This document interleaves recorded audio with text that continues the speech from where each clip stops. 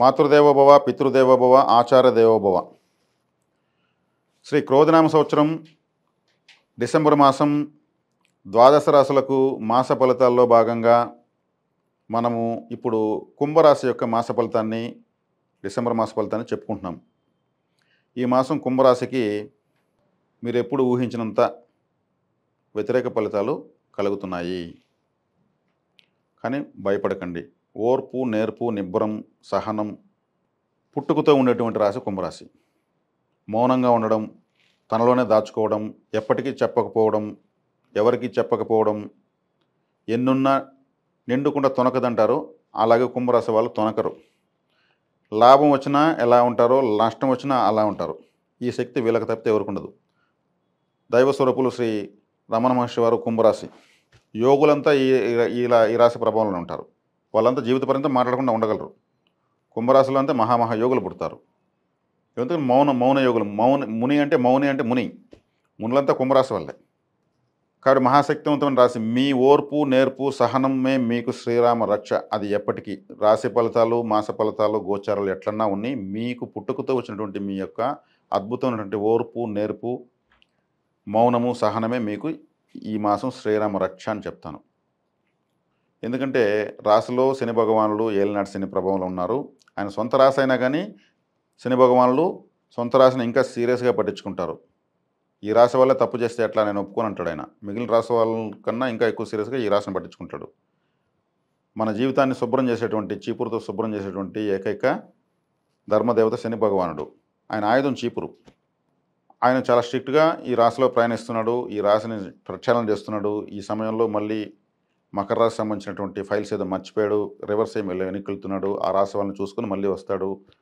ఇంతలోనే మనకు ఆదిలోనే హంసపాదనట్టు అంగారకుడు మీ యొక్క 6వ ఇంట్లో నీచ పొంది, దిగ్బలాన్ని పొంది, నీచ పొంది మీ రాశిని, మీ రాశ్యాధిపతిని, మీ వ్యయస్థానాన్ని, అక్కడ ఉన్నటువంటి శుక్ర భగవానుని, మీ భాగ్యాధిపతి, చతుర్థాధిపతి అయినటువంటి శుక్రుణ్ణి వేధిస్తూ, శోధిస్తూ, హింసిస్తూ ఉన్నాడు.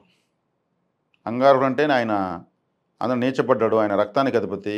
ఆయన నీచపడ్డాడు అంటే అసహనంగా ఉన్నాడు, విసుగున్నాడు, టార్చర్ పెడుతున్నాడు. అట్లే ఇంకా గురువు మీకు ద్వితీయ లాభాధిపతి, మీకు పరమపాపి. కుజుడికి ఆయన మిత్రుడు. ఆయన కూడా చతుర్థ స్థానంలో శత్రువు ఇంట్లో ఉంటూ మీ యొక్క మిత్రగ్రహం అనేటువంటి బుధుణ్ణి, మీ పంచమాధిపతి అయినటువంటి బుధుణ్ణి ఆయన కూడా వేధిస్తున్నాడు.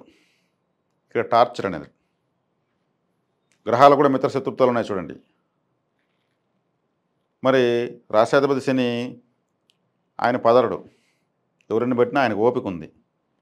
అగస్త్యుల వారిలాగా, వశిష్ఠుల వారిలాగా ఆయన ఓపిక గ్రహం. 30 సంవత్సరాలకు కానీ ఒక రాశిలోకి రాడు. ఆయన ఎవరిని కేర్ చేయడు. ఫలితము ఇవ్వడు.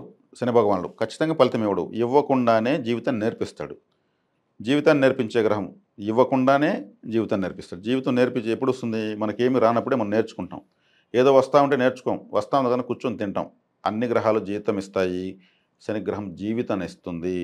జీవితాన్ని ఇచ్చే గ్రహమే ధర్మదేవత.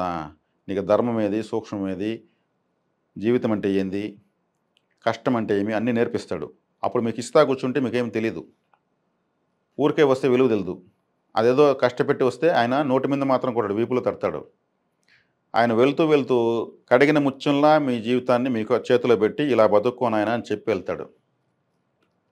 అజ్ఞాతంలోకి పంపిస్తాడు, అరణ్యవాసం పంపిస్తాడు, అవమానాల పాలు చేస్తాడు, వీధుల పాలు చేస్తాడు, అన్నీ చూపిస్తాడు. అనుకూల శత్రువులు ఎవరు, ప్రతికూలు ఎవరు, రహస్య శత్రువులు ఎవరు, ఎవరు నటిస్తున్నారు, నిజంగా మన మీద ఎవరికి అభిమానం ఉంది, అవన్నీ చూపిస్తాడు ఆయన.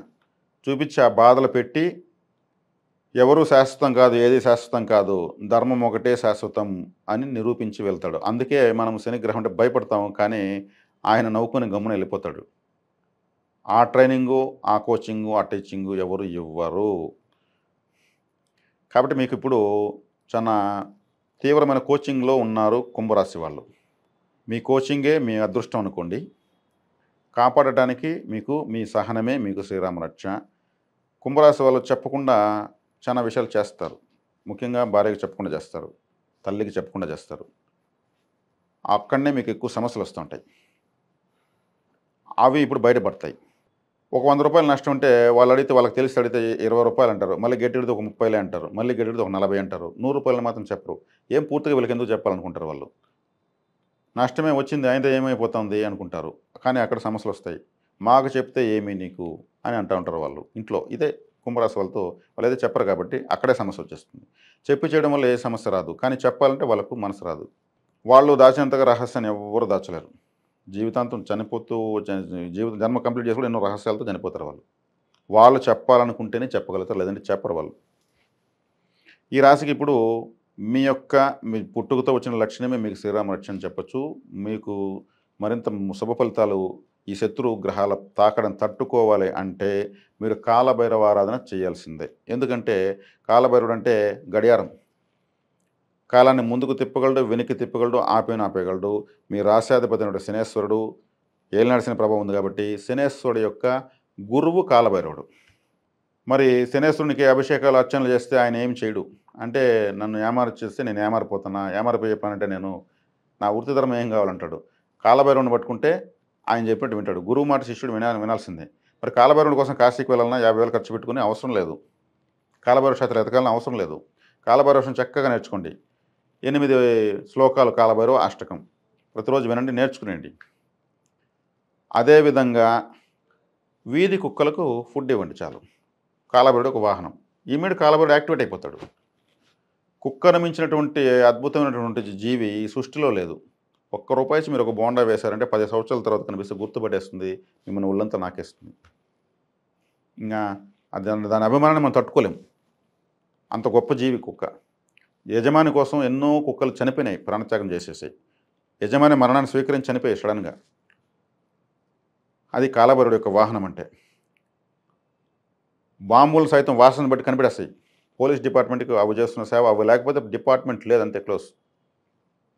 గొప్ప జీవి కుక్క. దానికి మీరు ఆహారం ఇస్తున్నారంటే కాలభైరవుడి వాహనం కదా, ఆయన వాహన సేవ చేస్తున్నాం మనం అంతే. మీకు శనేశ్వరుడు కూడా హ్యాపీగా ఫీల్ అవుతాడు. అరే మన గురువు గారి యొక్క వాహనాన్ని వీళ్ళు ఎంత బాగా చూసుకుంటున్నారని.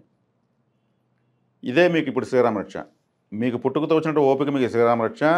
ఆ తర్వాత మీకు వచ్చిన రెండో శ్రీరామరక్ష. మీకు వీధి కుక్కలు అందుబాటులో ఉంటాయి. మీరు ఒక వారం రోజులు వాటికి బిస్కెట్లో బోండాలో ఏదో వేయండి. వారం తర్వాత 2 రోజులు కనిపించదండి, వెతుకుతాయి. సో మన హీరో ఎక్కడ వెళ్ళిపోయాడు అనేసి 3వ రోజు కనిపించండి, చుట్టూ వచ్చి సెక్యూరిటీ Z+ కేటగిరీ లాగా చుట్టుకునేస్తాయి.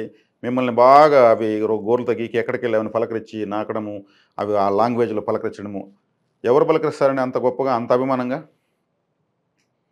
ఇంక మీ చుట్టూ కుక్క ఎక్కడ నెగటివ్ ఎనర్జీ ఉండదో అక్కడే యూరిన్ పాస్ చేస్తుంది.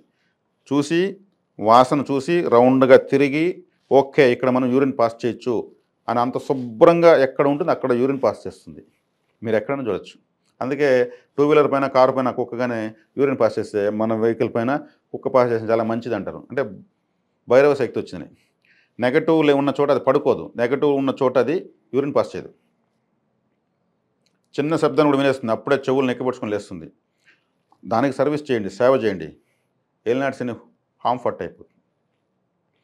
మాస ఫలితాల్లో ఏదేదో చెప్తాను, ఏదేదో అంటూ ఉంటారు. నేను చెప్పేదంతా మీకు ఖచ్చితంగా మీ సమస్య పైన టార్గెట్ చేసి ఖచ్చితమైనటువంటి దేవతా పరిహారాన్ని మానసికంగా మిమ్మల్ని ప్రిపేర్ చేస్తూనే నేను చెప్తాను. నాకు ఇదే ఇష్టం.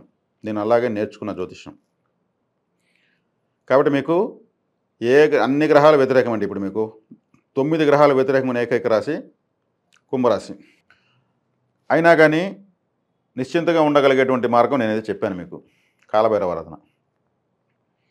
అందుకే కుక్కను మీరు ఆరాధించుకున్నారంటే మీ దగ్గర నెగిటివ్ ఉండదు. నెగిటివ్ ఉండదంటే ఏ గ్రహం యొక్క నెగిటివ్ మీకు తాకదు.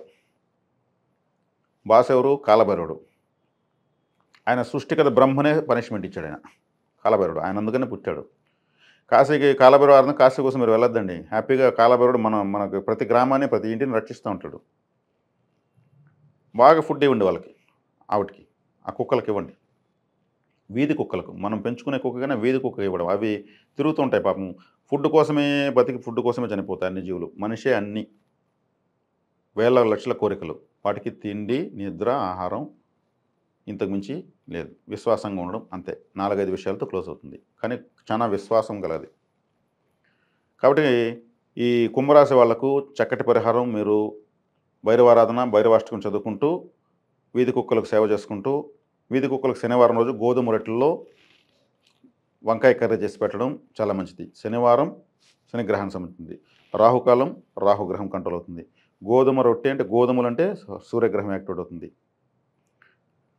వంకాయ కర్రీ వంకాయలు శనిగ్రహానికి సంబంధించిన కూరగాయ. రాహుకాలను పెట్టడం రాహు కంట్రోల్ అయిపోతుంది. 4 గ్రహాల ప్యాకేజీగా మీకు అనుకూలమైపోతాయి. ప్రతి శనివారం చేసుకోవచ్చు. ఇప్పుడు ఏలినాటి శని జరుగుతుంది కాబట్టి మీకు ఇది చక్కటి పరిహారం. మీరు అది పెట్టేది కూడా వందల వేలు ఖర్చు ఏం కాదు. చాలా తక్కువ ఖర్చుని మనం చేసుకుంటున్నటువంటి గోధుమ రొట్టెలో ఇంకొక 4 రొట్టెలు ఎక్కువ చేయబోతాం, లేదా 10 చేయబోతాం. పెట్టండి వాటికి. ఒకవేళ వంకాయ కర్రీ తినకపోయినా పర్లేదు, మీరు సమర్పించేయండి వాటికి.